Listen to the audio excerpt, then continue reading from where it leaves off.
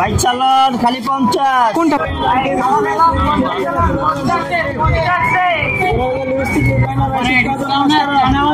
আসসালামু আলাইকুম, সবাই কেমন আছেন? আশা করি ভালো আছেন।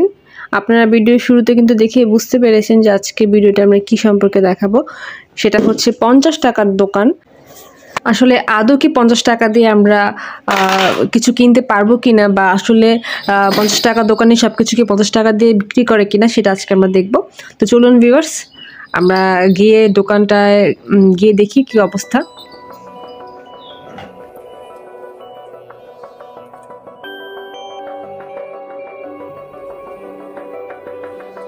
বাইক চালান খালি 50। কোনটা 50 ভাইয়া? এই যে নিচের এগুলো সব 50, এটা নিবেন। এগুলো সব 50?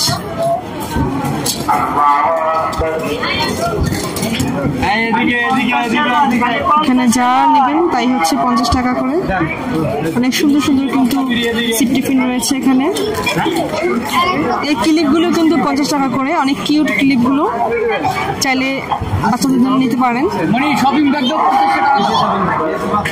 বাট একটু পরে যখন উপরের দিকে তাকালাম তখনই দেখলাম যে সবখানে লেখা আছে একদম 150, একদম 250, একদম 350, মানে এই টাইপের করে সবগুলি লেখা। তখনই কিন্তু চোখ ভরকে গেল, ওমা কি শুনে আসলাম আর কি দেখলাম। মানে এখানে আসলে 50 টাকা থেকে ছোটগুলো শুরু, বাট এর উপরে হচ্ছে আপনার প্রাইস আরও বাড়বে প্রোডাক্ট ওয়াইজ।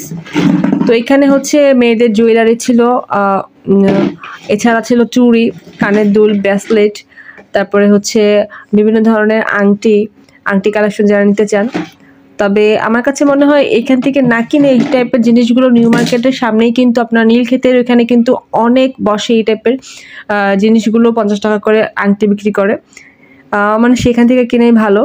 এখানে কিন্তু আংটিগুলোর দাম খুব বেশি চাইছিল।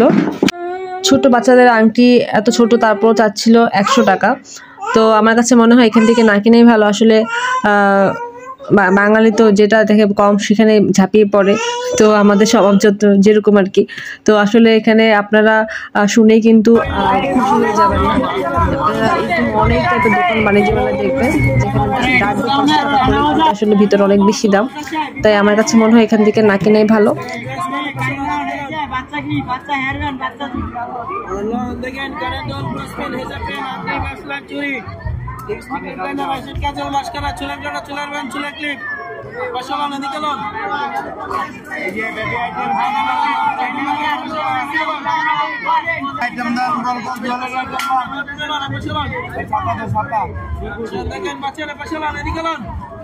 এগুলি